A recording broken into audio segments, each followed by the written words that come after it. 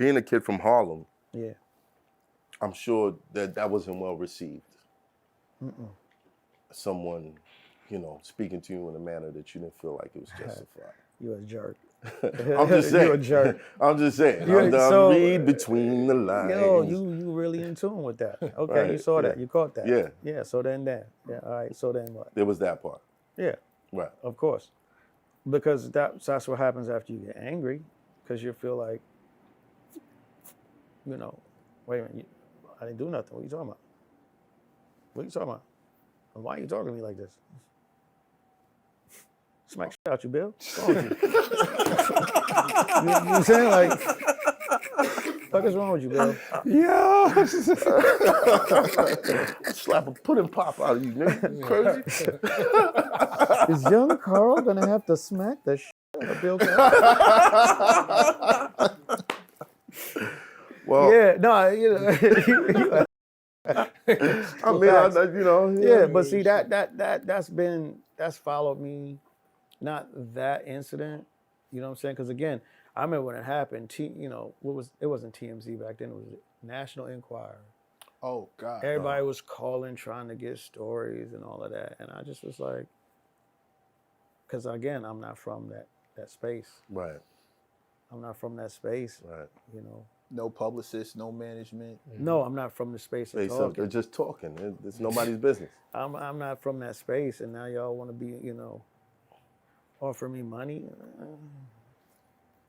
Sorry, because I had a conversation with God, and God was like, "What I got for you, can't nobody stop that." So, because that was my first fear and thought at the time was like, "Damn, I'm not gonna work no more. I can't work no more, or I'm gonna get, Blackballed. Yeah, and that's the only thing that would have made me want to talk. But it's like, but I had a conversation with God, and God was like, "I got you. Don't worry about it." Okay. Facts. So, in between that space where that blessing finally landed you, what was that like? Not on the Cosby Show no more.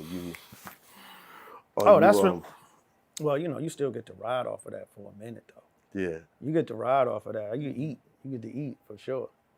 What were the perks? What? What are the perks? Break it down. You're 16 years old. Yo, first of all, you're on TV. What's the perks, my man? Like what? Perks. The perks was being in New York City during that time. Right. And being able to rub elbows and kick it with like the who's who of the who's who. Right. You know what I'm saying? Like I was going to Chow's before anybody knew about Chow's. I was there at 14. 14, Mr. Childs. Yeah. I'm at 14 years old, Mr. Childs. Nobody even knew what Mr. Childs was. I'm in there with Keith Haring and all the different artists and models from back in the day, and that was my world for a minute.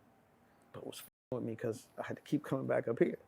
Right. Back to Harlem. Okay. You understand what I'm saying? It's crazy. It's crazy. I remember the first time I realized I was famous, it was crazy. The reaction or whatever, right? Because I was doing commercials and all of that before, and then I was like considered the king of the Saturdays at one point, right? I had this crazy Hershey's commercial back in the day. Y'all find it. I know you will. I know you will. I know you will. But I was breakdancing, you know what I'm saying, in the commercial and whatnot. And so everybody uptown kept going, "What's up, Hershey?" Like, I ain't even got a name. "What's up, Hershey? Hershey kid." So then I was like, "Oh, I'm gonna tag that. That's gonna be my new tag name. I'm gonna start writing Hershey everywhere." Wow. That thought aged poorly. You feel what I'm saying, right?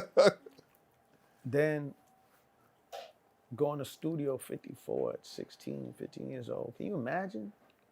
What year is this? Studio 54 at 16 years old. I was at Studio 54 like, wow. 19. What the fuck? What is she doing? Stop doing that. Wow. It was cray. So who was in there? Who was in the building the nights that you went? First of all, it was more the experience like that was there, the stuff that was happening.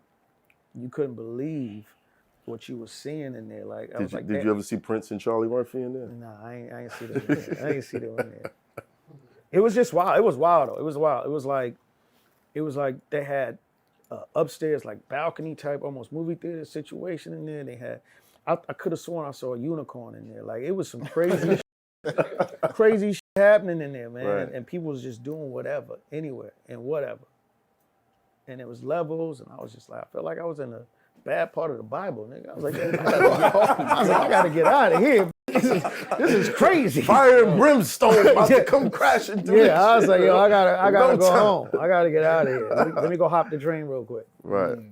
And you still going back uptown? Still going back uptown. I'm gonna hop the train. But like I said, I remember the first time I remember the first time it was crazy. It was a New Edition concert, Madison Square Garden, and it was me and my best friend, this white boy named Danny.